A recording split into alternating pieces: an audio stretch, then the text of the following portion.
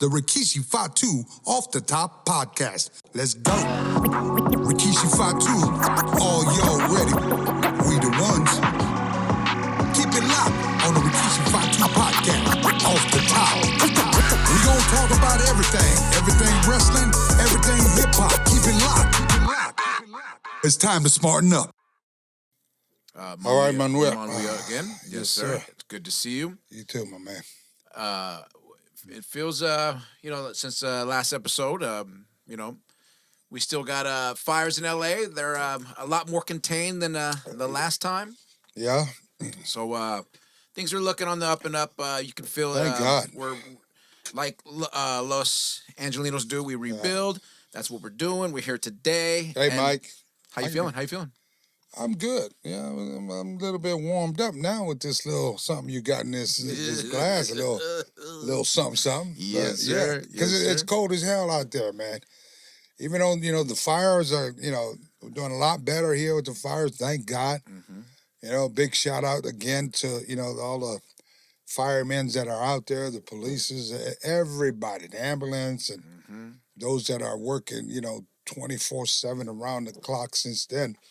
It's been well over a week and a half, and so we are now just feeling the after effects. As you can see on the news, that Angelinos, man, everybody came out, man. I mean, there's donation centers all across the city now, and it's a beautiful thing just to see the whole city just come out and just continue to to support, donate, and do what they can for those that pretty much lost everything that they have, So, again, we're doing our little small part. If you didn't get a chance to listen to the last podcast we had last week, where we had all the, the informations to go to all the, the donation centers, the Red Cross centers and all that across L.A., make sure you go back and we'll have it again on this episode. So, just God bless and let's rebuild back our city. Yes, sir. It's a beautiful thing just to see this happening. So this weekend, you were supposed to be out of town, but you were able to stay here in Los Angeles because of the fires. Yeah. You were not going to leave, so you stayed. And there was the Knox Pro seminar that happened. Tell us a bit about that, because I heard and I saw that it happened on some sound stages in Santa Clarita. I mean, it was a 3-day event, Friday, Saturday, Sunday. The seminar was on Sunday. Please tell us about the weekend. Well, yeah, again, my apologies for missing the appearance out there in San Angelo, Texas, which we now have a makeup date. I believe it was for March the 1st and the 3rd. You can go on my Instagram page and you'll see the new flyer that's out there. But, of course, it's one of those situations. The fire was, kind of close around my area. And, I wasn't going to take a chance to be able to fly out there and then not being able to get back. God forbid something happened, so that. But, during that time, I was supposed to arrive back here early morning Sunday, which is the January the 19th. And that was when we had our seminar. And so since I was home anyways, Knox Pro had, out there in Santa Clarita, Studio 4, shooting a lot of, kind of the info about Knox Pro Entertainment, info about, a little bit about the, our daily operations, how that works from A to B, from the academy of training students and that behind the scenes talk, So it just aired.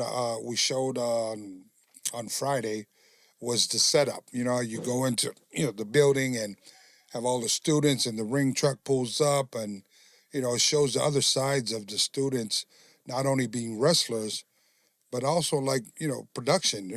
We do it all. We're a ring crew. We DJ the music, referee the match, then wrestle the match, and then tear down the ring, put all the chairs away, and, we leave the place the way we found it. So, that went on a Friday, and then Saturday was the show. We ran 3 episodes. So it was like, I don't know, maybe about 5 or 6 matches in each episode. Went on for about an hour, so we had like a good 3.5 hour show. And it was a good show, but it was mainly just to show how we do it behind the scenes. The studio, we had, I don't know, I think well over 150 to 200, you know, RSVPs there to be able Wow. to be a part of the show. And, uh, and yeah, and so that went on. And the following day, it was a 7 a.m. wake up. The seminar started at 9 a.m. And so for the past 3 days, from a Friday to a Sunday, felt like I was back on the road again. I was waking up at 6 in the morning It'd be to be able freezing to out there too. Yeah, it was freezing out there. And the seminar was a success. This was probably the biggest seminar that we've ever had. Since we've been open for well over 17 years. We had kids come surpass from NorCal. We had kids come all the way down from San Diego, some from Arizona. We had this one kid flew all the way from Australia. Wow. Yeah, from Australia, and another cat from New Zealand.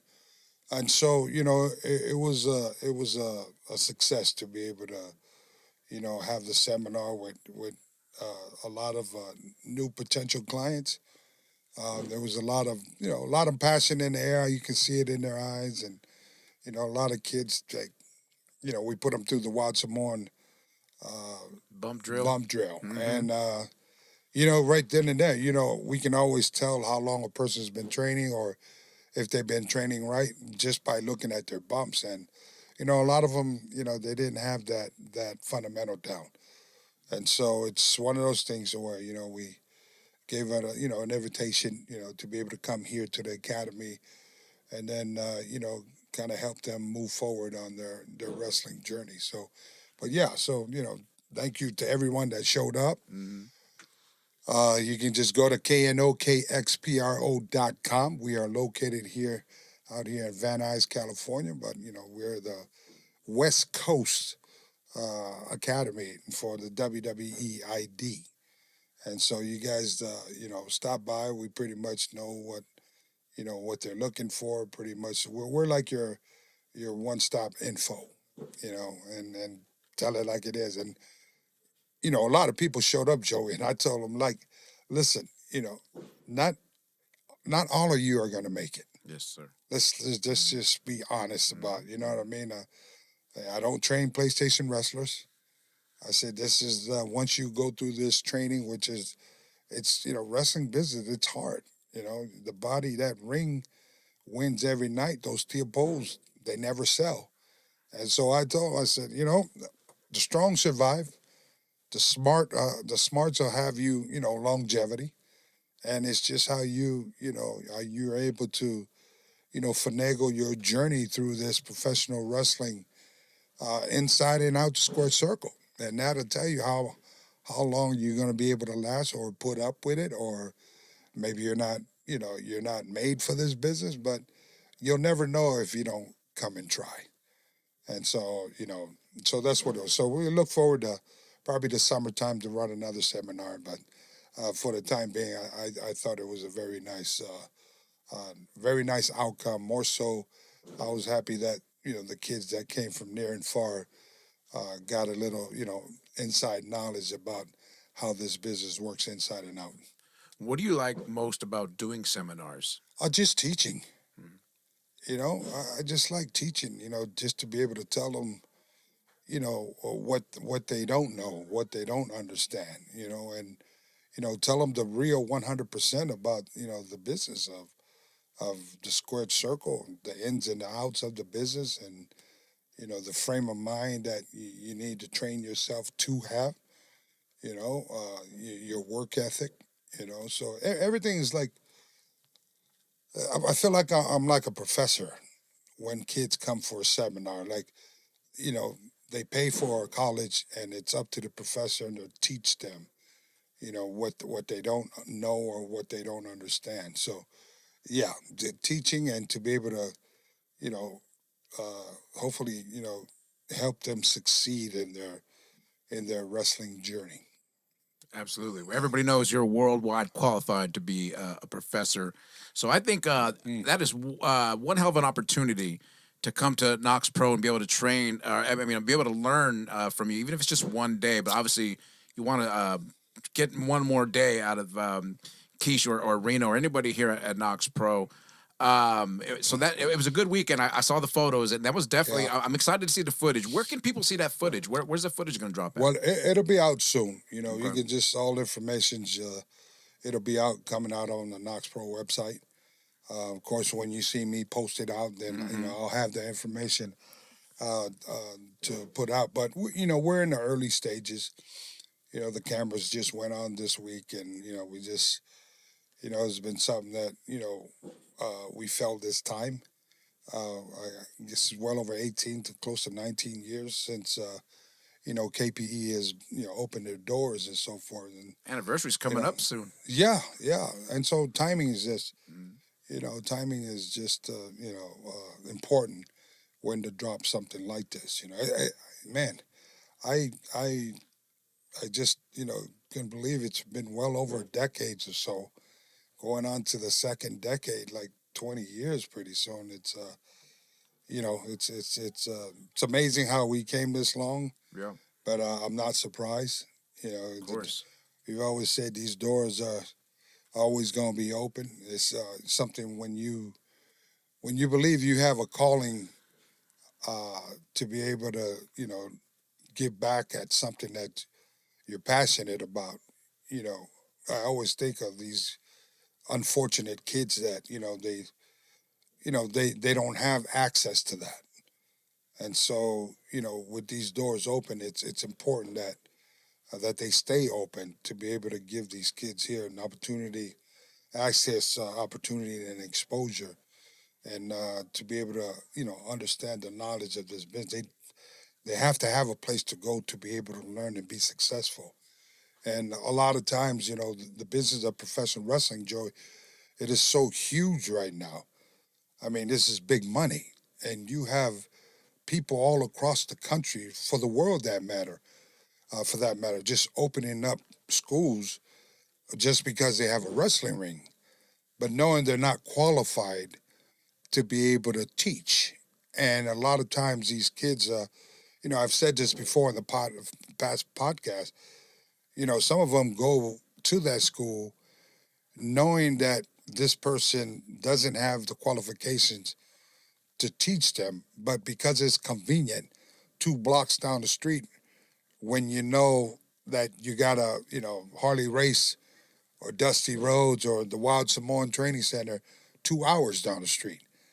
So for me, I've always said, if I'm going to send my kid to a school to learn properly, I'm going to make his ass drive 2 hours down the street. Yes, sir. Versus going 2 hours, 2 blocks down the street. So, my point is that, as long as, Knox Pro is open, and, obviously WWE ID feels that it was a good partnership for us, for them to be able to tag their brand onto our brand, that speaks volumes. Absolutely. It speaks that, we've been in the game this 75 plus years. So, you guys come get it. You know what I mean? You guys come get it and do your homework. A lot of you guys that you got schools that are nearby, just Google the trainer. Get the name, Google the trainer, and then you're grown enough to make the right decision for you. You can't not get back time. So make sure you're not wasting time. There is a Knox Pro alumni right now who's not wasting any time at going to the top, and that is Jacob Fatu. This past Smackdown, he had one hell of a promo, but that was not without controversy. Your son, Sol Sikoa, who couldn't even get a word in with the crowd, he left the ring. He dropped the mic and left the ring, left the building. But before he did that, he did something. He took off his coat, which he could just be taking off his coat. Who knows? But of course, everyone's going to read into it. Maybe it was hot. Exactly. Or was he hot? he could have been. So before we get into Jacob's promo, I wanted to get your thoughts on what happened with Solo Sikoa. He basically couldn't get a word in and walked off. So everyone wants to know what's on his mind. You're his father, so maybe you can just give us a little bit of insight on what's going on. Where's his headspace at? What is next for Solo Sikoa? Should he still go after the OTC title, or should he pick a different path? What do you think? Do you know there's a match coming up next with Solo and Roman, I'm assuming? As of right now, no. Okay. Nothing's so it's done. Well, pretty much. I mean, or does Solo pair off and it looks like they're starting to light up Jacob from, light some gas up underneath him. Well, that's what the scuttlebutt is. People are saying that he might be the new leader of the Bloodline 2.0. Yeah. So if he's going to be the leader, that means Tama Tonga is second. So that means is that room for new members? Well, there's enough of us, so yes, sir. I don't know. It'll be very interesting to see. I'm going to have to go back and check out this segment you're talking about with Solo. If he didn't get a word in, and there were people, I'm assuming, booing him. Yes, sir. Yes, sir. Like, loud enough to where it wasn't the Hulk Hogan type of boos, but they were booing. It was heat type of boo. Yes, sir. Yes, sir. Okay, well then that's a good thing, But who knows? Maybe it could be time for Solo to turn babyface. I mean, where do you go after it's done with him and Roman? But at the end of the day, Solo's not going nowhere. He's going to be a player with WWE for a while, and Jacob as well, and also the Tongan brothers, Haku sons that are out there. So, but it's going to be interesting to see how this thing here plays out. Okay. I don't know who turns babyface if in case Jacob. And they decide to go with Solo, Jacob and Solo. If Jacob turns on Solo, it could go either way. Like, people are happy, the werewolf switched up on the guy that had a lot of heat, or they might feel some type of way for Solo, depending how Jacob and does the Tongan brothers jump in with Jacob and, jump Solo. I don't know. We got to watch this thing here play out, and then I can actually come back with my review. Yes, sir. Copy that. So back to Jacob's promo. A lot of people are saying that it was very standout-ish. They, like you said, they're putting the rocket pack on him and shooting him to the moon. Yeah. I thought he did great, and it's just funny watching him. It's because it's so Jacob cutting his promos on WWE television, which is funny. But nonetheless, that's another thing that the WWE is going to find out too. They've been given the green light for Jacob to to speak on the mic and doing a few promo segment behind the scenes. Like Jacob's a natural at it. You know what I mean? He may not follow the whole script the way it's supposed to say, but who does? Right. Right. Good workers. You just give me the bullet points and I'll put it in my own words. Yep. Copy. And that's pretty much what I've seen, in the past with Jacob and his promos. He has that tone of voice that demands attention.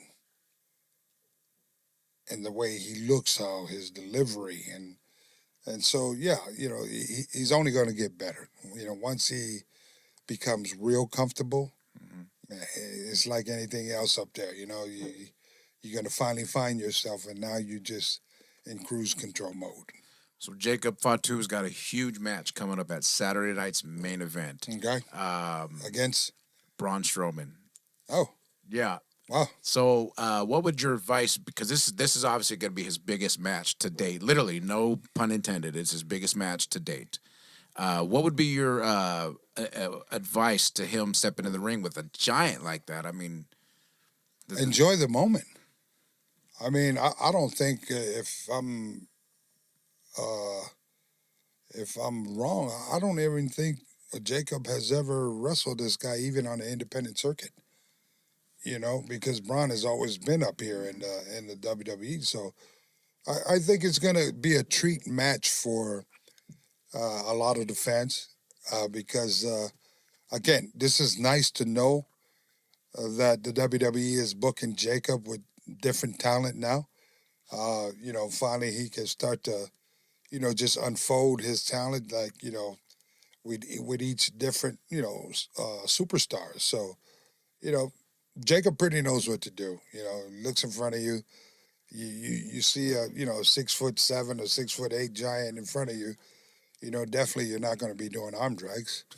Yes, sir. You know what I mean? Snap mares or nothing like that. Right, right. Jacobs is going to, like anything else, you know, the taller they are, you're going to have to chop them down. That's right. And when you chop something that tall down, you always got to start from the bottom, you know, and then work your way on up until you get them to submit. So submit or, you know, 1, 2, 3. But, you know, hopefully that I don't think Jacob's going to be able to hit his finish on Strowman, which is the Impaler, right? No, respects to the legend, you know, Kavika, Gang Grills, has finished. So I don't know. Maybe it might be.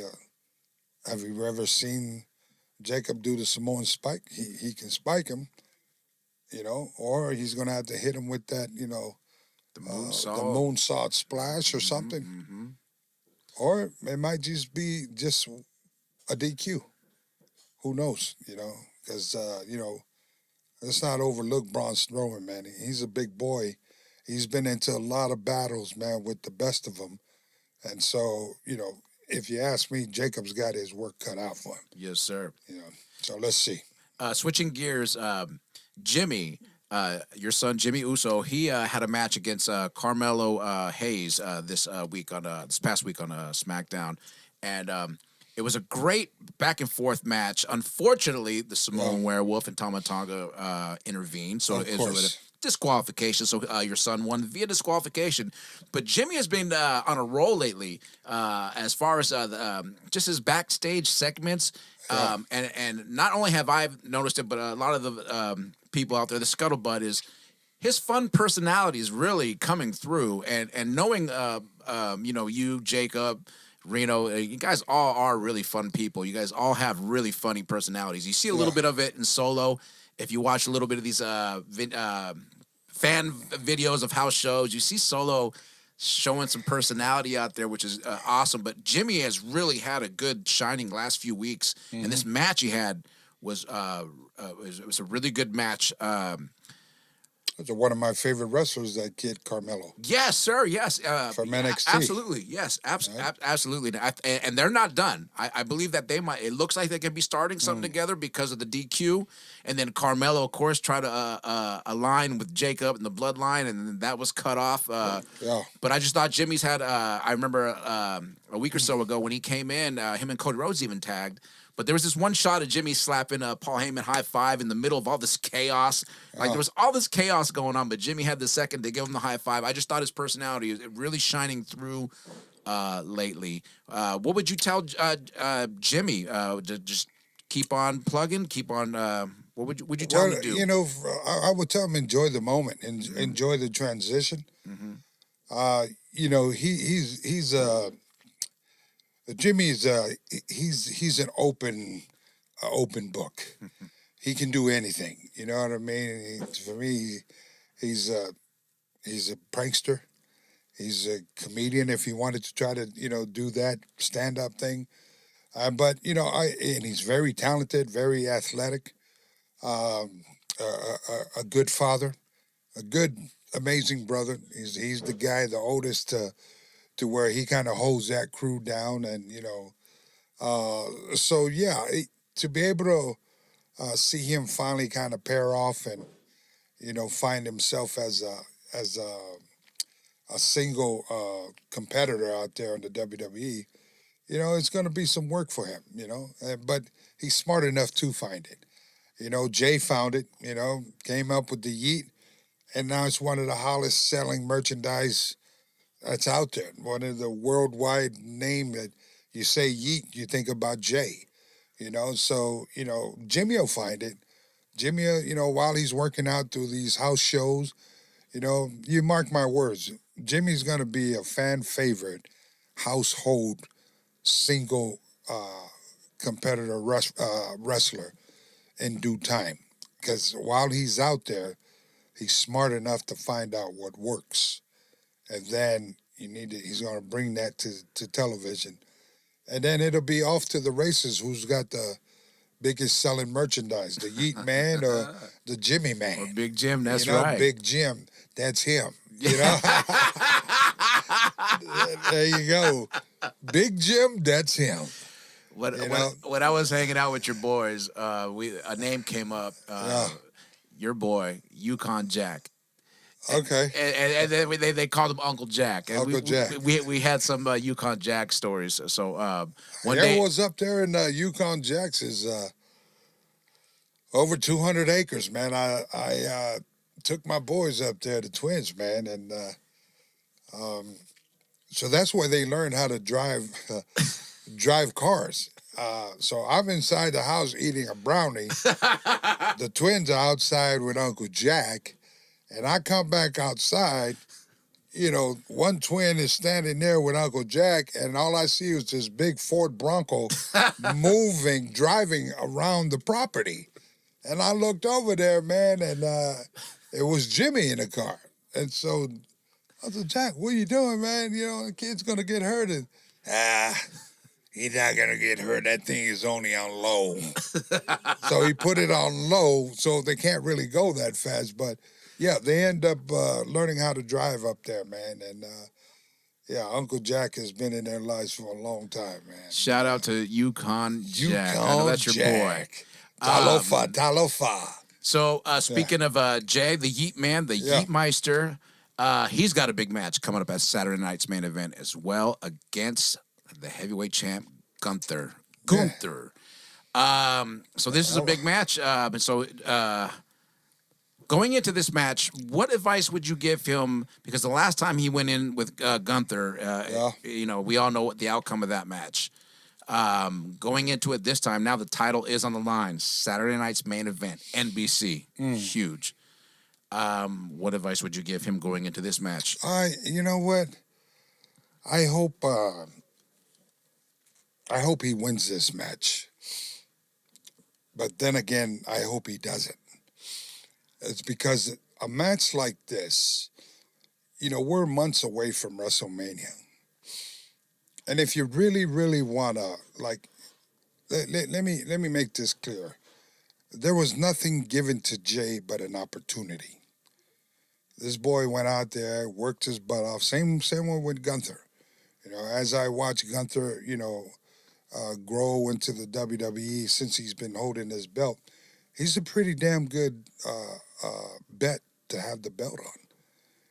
But you need a real good baby face. Somebody that's already, that's there. And you don't need to build anymore.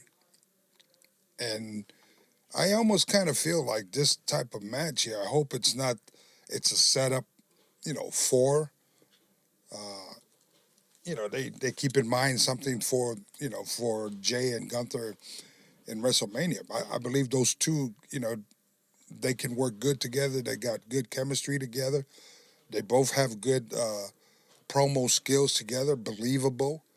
And it's just a good fit, You got the Yeet Man who's well-loved by the whole world. Everybody wants to do his dance. Everybody wants to wear his merchandise, the glasses.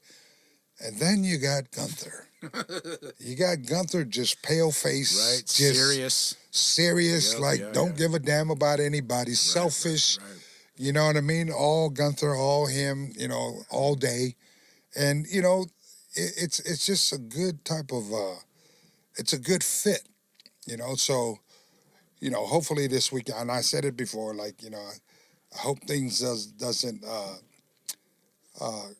the outcome comes to where it's done there and finished. Like there's no other route to be able to come back to. So let's see.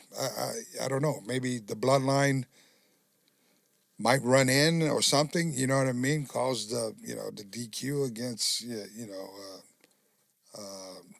Jey, which makes Gunther hold on to the belt, or I don't know. I would think like right now to put Jey out.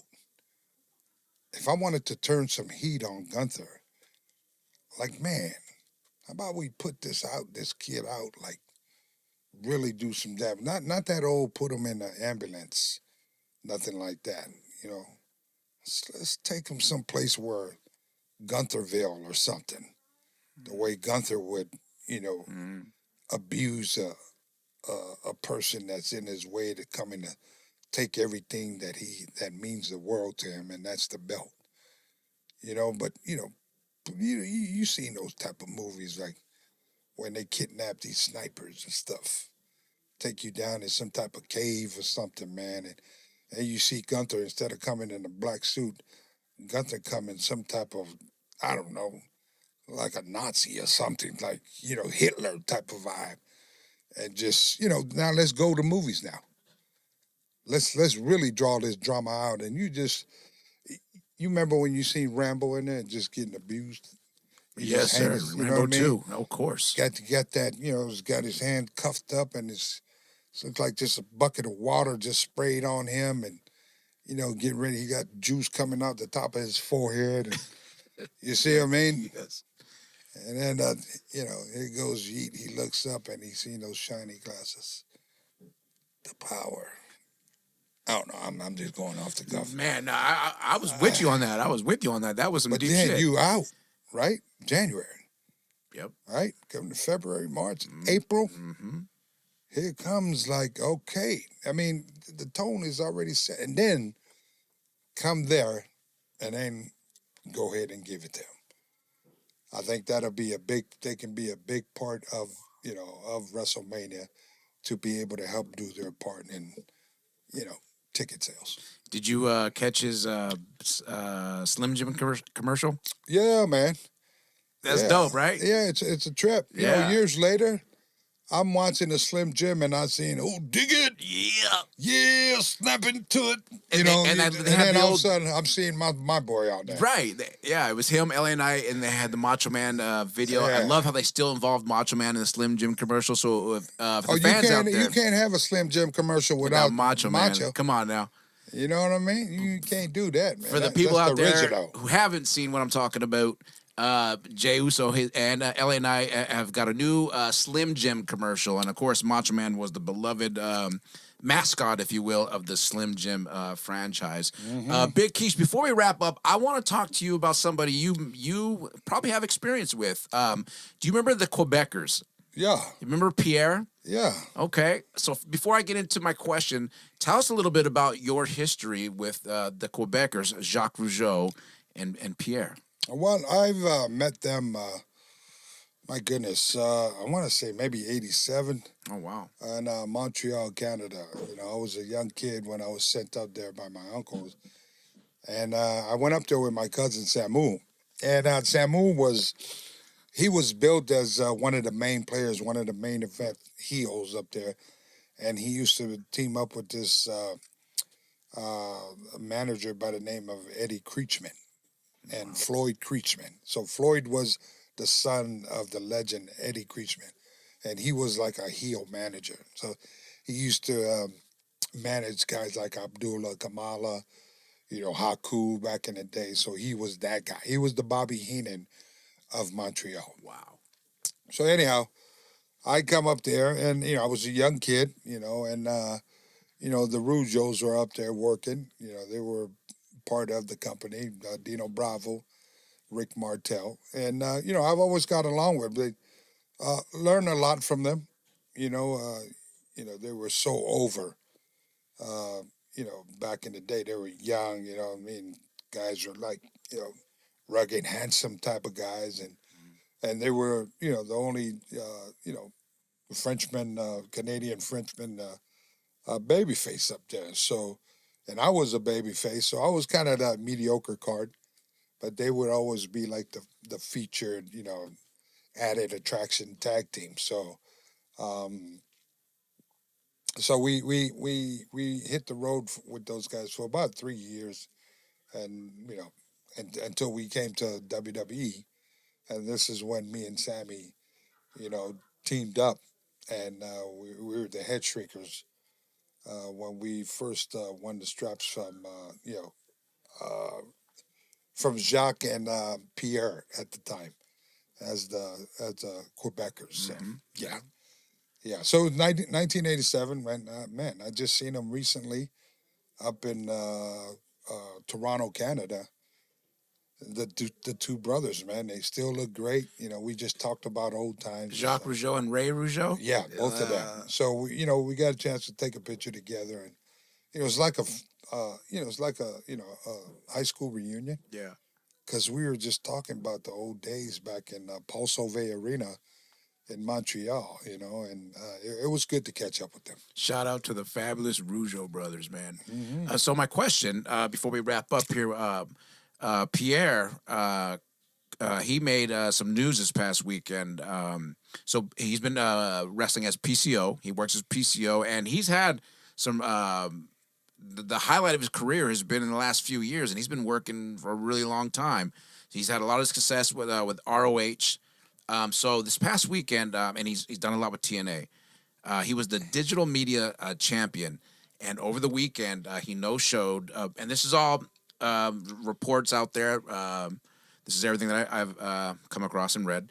But the reports are that he no-showed the TNA pay-per-view and showed up at GCW instead.